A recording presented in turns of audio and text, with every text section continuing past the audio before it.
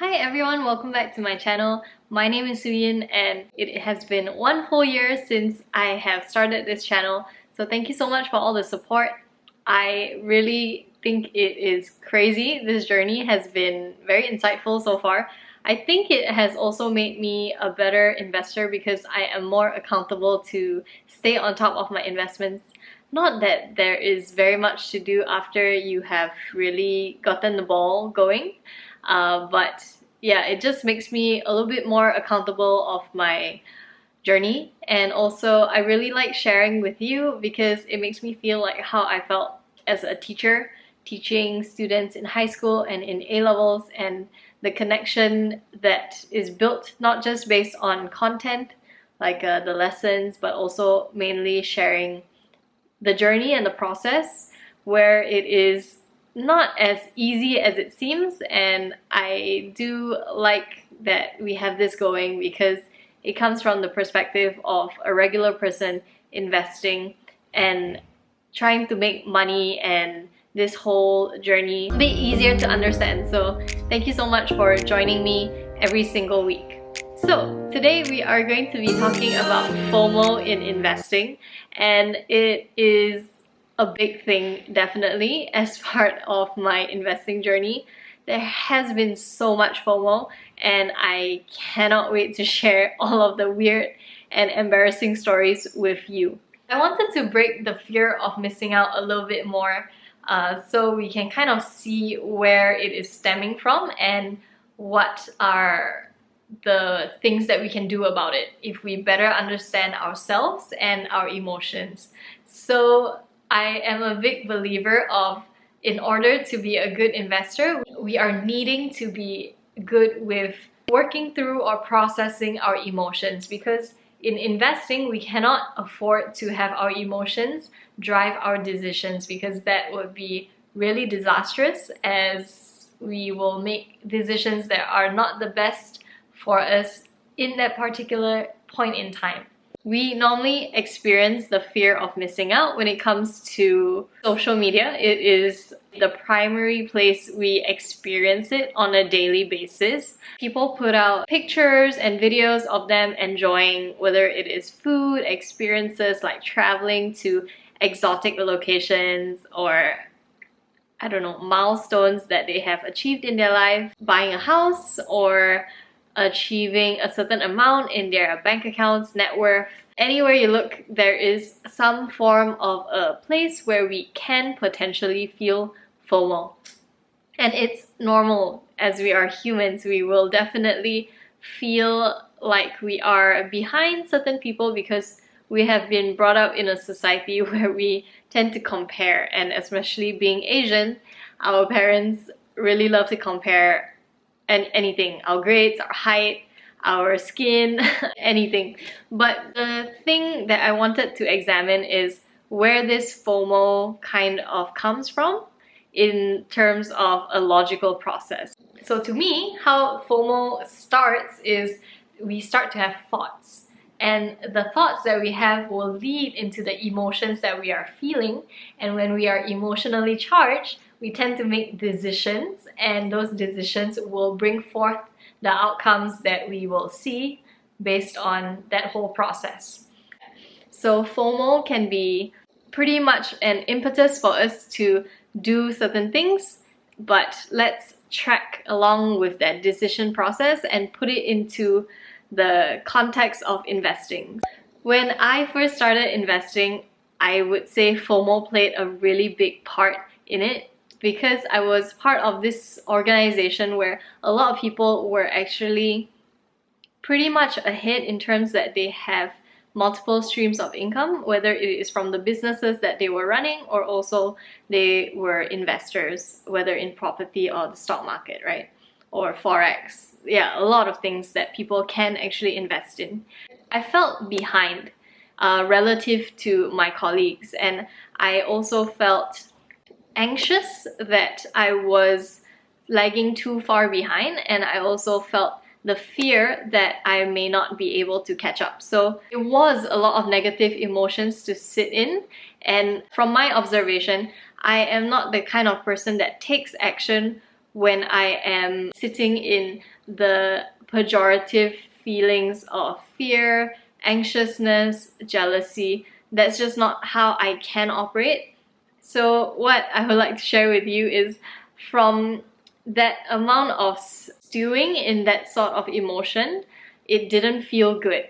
But the moment I shifted slightly and looked at it from the perspective of why do I actually want to generate this wealth? Why I generate wealth is to actually have more options so I can spend more time with the people that I really love, and I have more choices in how I can spend that time.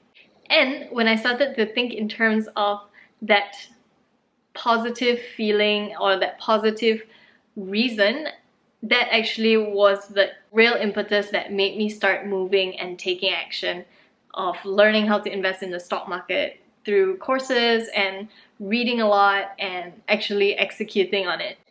So another point in time where I actually experienced FOMO during investing was before buying my first share of a company. And it's quite funny recalling on this memory because I was part of this class learning about investing, and my classmates, some of them had already started to buy shares of companies, and I was like, okay, I am learning all of this, why am I not taking action like them? So again, I was aware that I was sitting in some fear and some jealousy there, and when I started to look in terms of how I was actually spiraling into that same pattern of being stuck, I asked myself, okay, so what would actually push me further along and make the decision to buy those shares? So I started to sit down and have a look at my analysis of the companies that I was looking at. I started to actually have a look at how much money I wanted to invest per stock or per company in my portfolio, and doing all of that made me feel a bit more ready. And I guess in that particular case, FOMO actually acted as an encouragement or motivation to get more things done. So after that, I bought my first share and I was pretty happy with the result.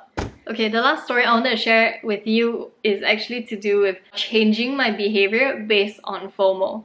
So what happened was, I was looking at this company, and what I tend to do is I tend to queue for the purchase of these shares by having a certain price in mind, and I will queue on my brokerage that I use. That queue will last for about a month.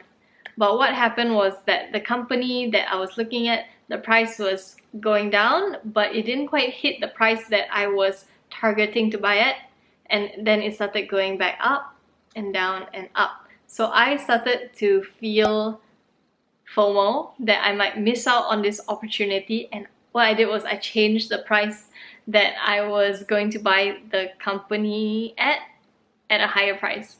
And by doing this, I caved into my fear that I would have actually missed out on that opportunity. But what happened was the stock price actually hit the price where I initially wanted to buy it at.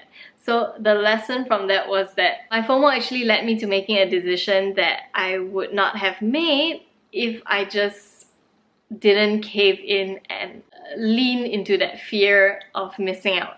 So I guess what I really want to share with you is my takeaways from this whole experience. The fear of missing out can actually be a productive way for us to gain motivation, but if we lean into it too much, it can also be quite dangerous for us. So in that particular instance where I changed the buying price that I was willing to purchase those shares at, I made a rookie mistake in just changing my behavior to suit what I felt at the time.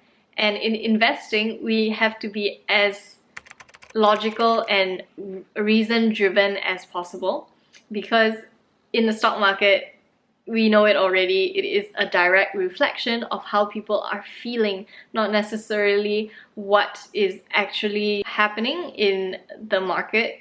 We buy and sell based on how we feel about the company and not always about how the company is actually performing. So yeah, it is the anticipation that we are pandering to, and that can be a big downfall. So take it from me, if you are someone who experiences FOMO on a daily basis when it comes to your money and your financial journey, take a step back and actually allow yourself to process these emotions. And I found that it has been really helpful for me to acknowledge what I've been feeling so that I can actually ground myself in the logic and in the reasoning as to why I want to make a decision, and then that decision tends to be better, and the outcome also tends to be an improved version of what would have been if I succumbed to FOMO and just jumped the gun and made bad decisions. So okay, that's all that's from me today. I hope that this has helped you, and if you enjoyed this kind of video, please remember to hit the thumbs up button and subscribe if you haven't already. I will see you in the next one. Bye!